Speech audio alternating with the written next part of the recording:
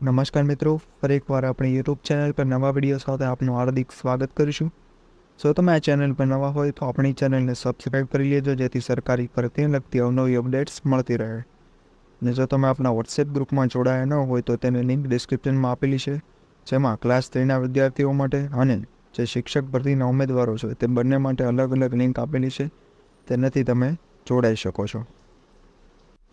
તો મિત્રો, આજના વિડીયોમાં જે Gyanshakti Residential School of excellence એટલે કે સરકારી ગ્રાન્ટેડ શાળામાં જે કાયમી ધોરણે શિક્ષકોની ભરતી માટે જાહેરાત આવેલી છે, જેમાં અલગ અલગ પોસ્ટ માટે લાયકાત 12 પાસ, BA BEd અથવા તો સ્નાતક જેવી દર્શાવવામાં આવેલી છે. અને જે શિક્ષક માટે એટ કે ટાટ પાસ હોવું ફરજિયાત નથી, પણ જો આ પરીક્ષાઓ પાસ હશો તો તમને પ્રાથમિકતા આપવામાં આવશે. ભવિષ્યની સંપૂર્ણ માહિતી આપણે આ વિડીયોમાં મેળવીશું.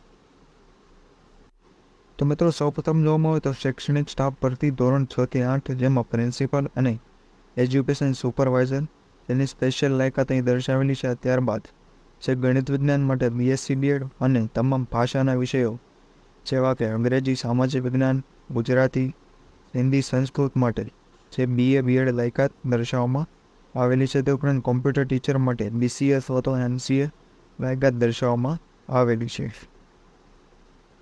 તે ઉપરાંત કોમ્પ્યુટર ટીચર, સ્પોર્ટ અને ડ્રોઈંગ વગેરે માટે પણ જે પોસ્ટ પર ભરતી આવેલી છે, જેની લાયકાત અહીં દર્શાવવામાં આવેલી છે.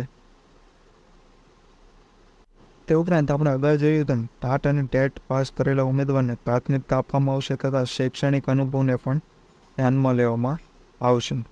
તમામ પ્રકારના ડોક્યુમેન્ટની અસર અને ઝેરોક્ષ કોપી સાથે લઈને આવવું. તે ઉપરાંત બિન શૈક્ષણિક સ્ટાફની પણ ભરતી આવેલી છે, જેમાં હેડ વોર્ડન, ગૃહમાતા, ગૃહપિતા, ક્લર્ક અને ડિસિપ્લિન ઓફિસર જે 12 પાસ, BCom MCom વગેરે જેવી લાયકાત દર્શાવવામાં આવેલી છે.